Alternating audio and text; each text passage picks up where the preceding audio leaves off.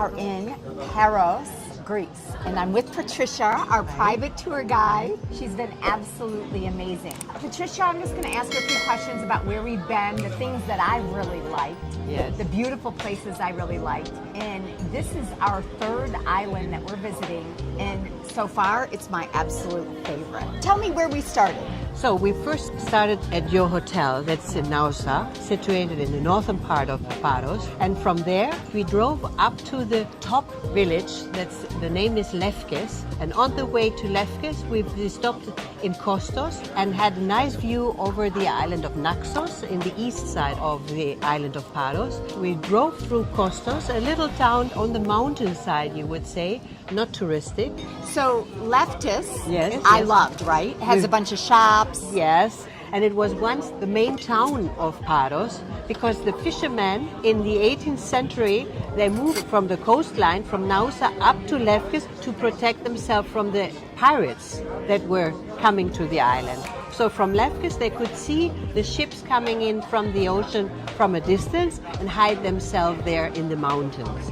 So Lefkes is a very old town. We walked through the village. Lefkes is nice if you want to eat meat as a change on an island where they have mostly seafood. It's nice to go up to Lefkes and go for meat, for lamb on the spit, for souvlaki or any barbecue. Since we are staying here an entire week in Paros, that's one of the places I wanted to go back to. So you said in Paros there's 12 villages total? Yes, 12 villages. Yes. And population? About 12,000 people the whole year round. And you have as well some settlements on the coastline where there are some small marinas like the one that we are in here now in Aliki that you can spend time. And Paros has over 100 beaches. It's amazing. The whole island is surrounded by beautiful blue beaches and clear waters. You saw the color of the water. And one of the things that I love that you said about Paros is that it's in the middle. Yes, of the Cyclades. You said there's a total of 25 inhabited islands. There are some that not inhabited, no one lives on them. You can see them as well from here. But 25 islands are inhabited. Most of them they have tourism, but Paros is really in the center of these islands. And from here you go north, you find Mykonos in an hour away, south in 2 hours you are in Santorini. Then on the east side you have Naxos, the small Cyclades. On the west side you have Milos, Serifos, Sifnos. So from Paros you can go and visit all these islands that surround the Cyclades. A lot of the other islands are 30 minutes to an hour by ferry. And because in summer there are a lot of fast ferries that they use during the season from May to October that you can get every day to different islands. And then the other thing is you have an airport here. Yes, we have and an if airport. You want to fly to Athens or something, it's like 25 minutes. Yes. And in the winter, it's very cheap. Yes, it's about 50, 80 euros for one flight. So it's really good for us if we want to leave for a weekend or for shopping,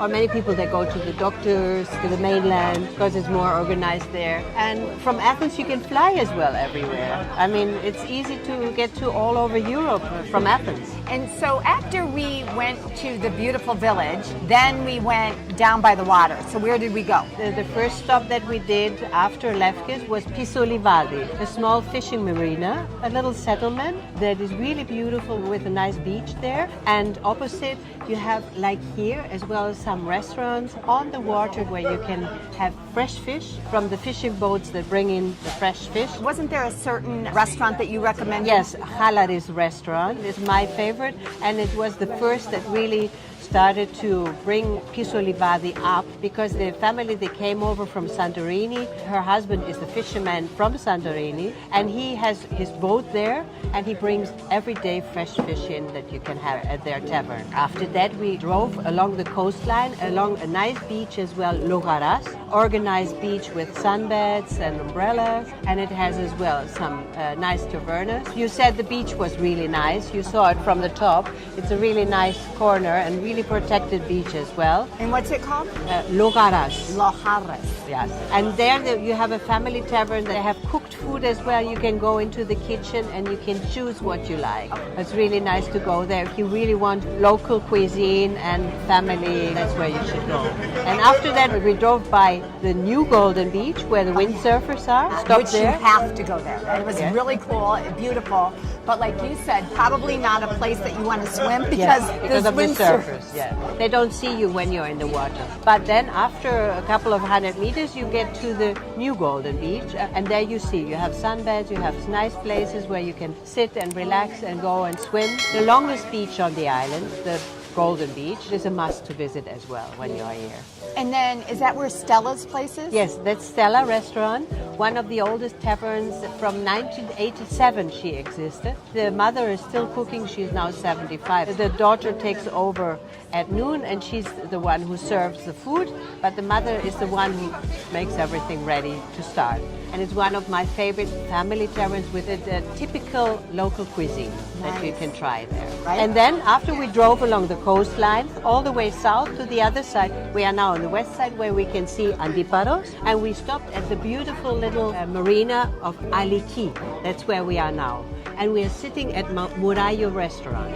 And we will have a nice salad now that has Paros tomatoes and local cheese from the island with some critamo. It's green that grows near to the sea. It's really salty, but it gives a nice flavor to the salad. The other thing that we did is Patricia had us go in with Dimitris, one of the waiters here. the fish that was just caught today. Mark and I got to go and look to see that fish that they're cooking up right now for us. So that was really neat as well. If somebody is visiting from the US or anywhere in the world and they're coming to Paros, what are the things that they must do while they're here? If they stay only for a couple of days, that they have to tour the island. If they don't want to rent a car, take a private tour like you did with me. If they stay a little bit longer, even then, if you take a private tour one day and you see the island, then the next days when you have a car, you can go and visit the places that you liked. So you get more information the first day that you are here. And of course, to go and take a trip to